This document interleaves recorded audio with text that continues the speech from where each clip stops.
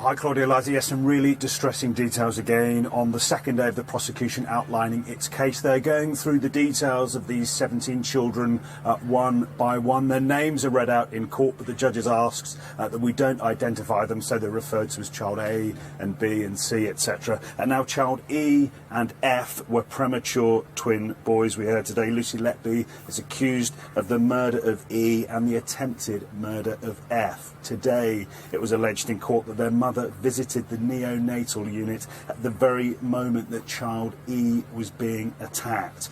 She didn't realise at the time what was supposedly happening. Now, she found her son in an acutely distressed state, jurors heard.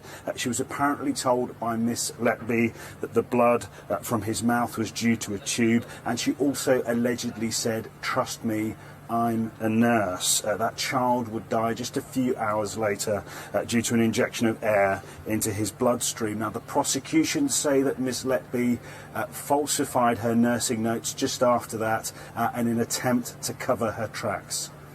And Julian, what else did we hear about the other babies?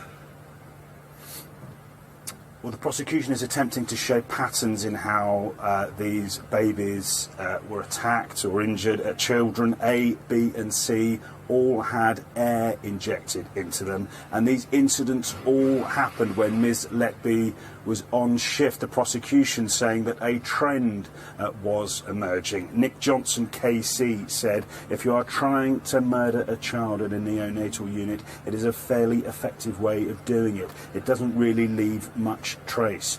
And then he went on to say Lucy Letby was the only person working on the night shift when child C died, who had also been working on either of the shifts when child A died and his twin sister child B collapsed. Jurors were told that she was the only constant presence throughout all of this. Now, Lucy Letby denies all of the charges. She was listening today from the dock just a few metres away where the relatives of some of her alleged victims.